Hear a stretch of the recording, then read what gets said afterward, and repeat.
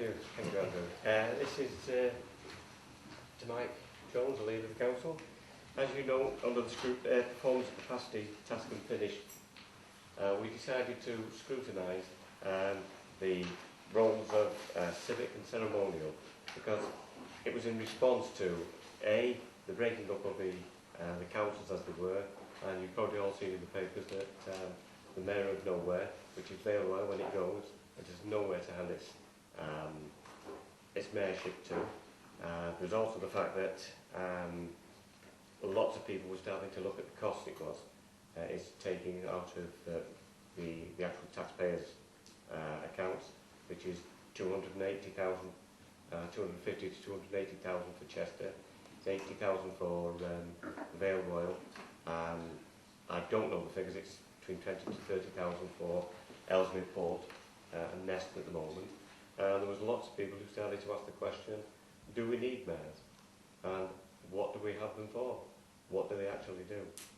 So we decided as a small group to look at this, set up a panel, and basically we've come up with some ideas and some recommendations, and because it has actually gone to the executive and the DCLG have actually been in negotiation with yourselves on the executive. Has the decision been made? And if it's not been made, we would like this to be definite need for further consultation with the elected members and public consultation on this. We would like it, if possible, to be at the full council as a beginning. It might be the end of full council. If you had a clean sheet of paper, would you start here? And the answer is clearly not. You would have one mayor or one chairman of the council who would provide the civic side of our new organisation.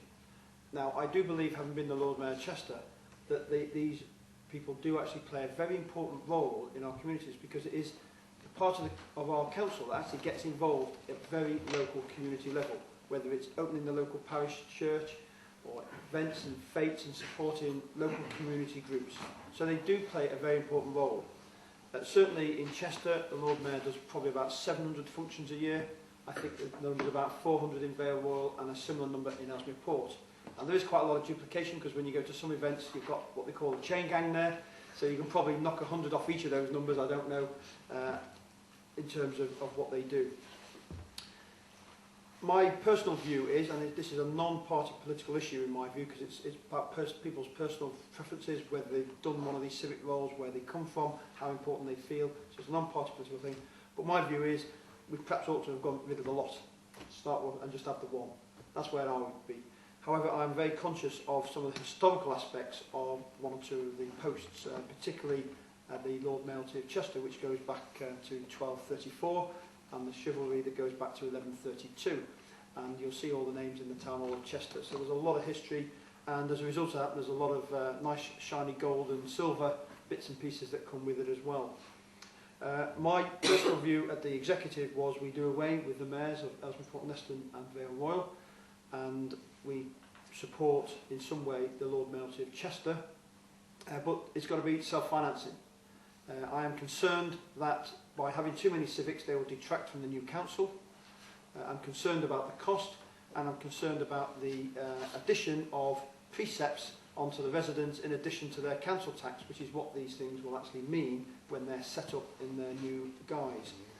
So I would hope that the sort of £5 per household in Chester is going to be reduced quite significantly if the Charter of Trustees is set up for the Lord Mayoralty of Chester. We've had discussions with DCLG, and they've come back to us, and they are writing to us with what they will or will not agree with. We've been given some indications that they will not support the retention of the Mayor of Ellesmere Port and Neston, and they will not agree to the retention of the Mayor of Vale Royal.